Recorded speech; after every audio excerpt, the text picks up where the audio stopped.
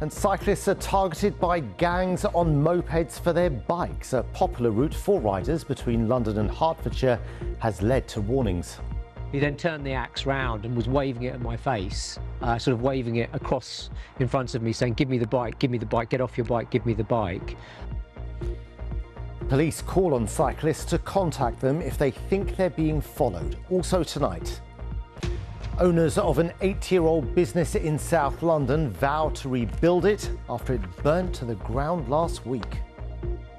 If you are in Greenwich, the ship isn't hard to miss. It's 15,000 tonnes, it has 10 decks, and it's 176 metres long.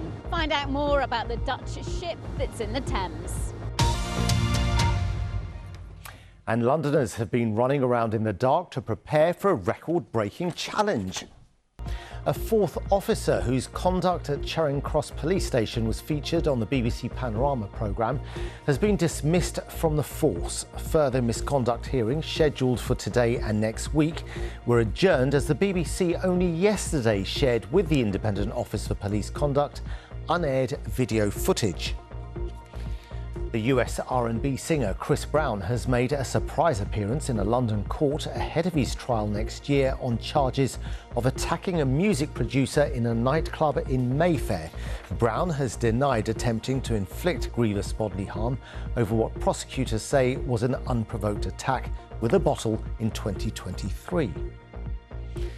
The Bank of England's chief financial officer, Afua Che, has been named as the UK's most influential person in the Power List 2026. It recognises the most powerful people of African, African Caribbean and African American heritage in the country. 3 men have been sentenced to over 14 years in prison for conning pensioners in a wine investment scam. The trio convinced older people to invest their money in overpriced fine wine, with the bottles often worth only a quarter of what victims paid for them. Good evening. A number of cyclists using a popular route between London and Hertfordshire have described being targeted by gangs on mopeds who then steal their bikes. Attacks have taken place, with riders being knocked off before being threatened with weapons. In one case, which you'll see shortly, a cyclist is confronted by a person wielding an axe. As a result, police are now telling cyclists to alert them if they feel they're being followed. With our top story, here's our transport correspondent, Tom Edwards. Violent robbery caught on dash cam where the attackers are wielding an axe. They push the cyclist off his bike, trying to take it. The horn scares them away. A number of these violent attacks have happened in the lanes of North London and Hertfordshire. Shaber Ilyas lost his bike when he was attacked recently in a separate incident. Again, it involved moped riders. I was being hit repeatedly on my shoulder with a hard object. I didn't know what it was, and they were shouting, "Stop, stop." Swearing, saying stop. I sort of jammed on the brakes. I almost fell into the ditch. I just managed to stay upright. They continued hitting me on my shoulder, and then they were just. Then I sort of turned to look at them, and I saw he was hitting me with the reverse of a sort of hand axe.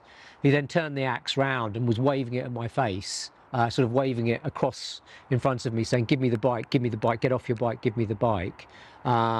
And the axe was sort of probably no further than that away from my face. I was just in complete sort of shock. It sounds absolutely terrifying. It was. And actually, you know, yes, I'm upset about the loss of the bike. The biggest thing was the threats of violence and the way they behaved towards me. And if I had tried to put up a fight, what they might have done. This is where one of the violent attacks took place, and the gangs seem to be targeting these thoroughfares where cyclists from London make their way to the countryside of Hertfordshire. And cycling groups want the police to take this pattern of attacks much more seriously. It seems that they're deliberately targeting solo cyclists because they know these bikes are obviously worth money. and it seems that we're a soft target. It's going to take is one day for someone to just say the wrong thing or even fall off their bike when they're being attacked. You have been out on your bike since, but you're saying you wouldn't go out on your own. I don't feel comfortable going out on my own at the moment. I just don't. I'm just too nervous to do so. I've been very fortunate in that people have reached out to me and have sort of ridden to my house to collect me, and then I've gone out again. I wanted to go out again. I didn't want it to be a rod for my own back where I didn't go out. And Shaber has a warning to other cyclists. I think it's very important that the message is out there that if you're going out on your own, you need to be careful. At the moment, I'd be saying to people in Hertfordshire or in London coming out to Hertfordshire, ride in groups, don't ride on your own, which is a terrible thing to be saying. But at the moment, that's the reality of the situation. Hertfordshire Police is investigating. It wants other cyclists who have been attacked to get in touch.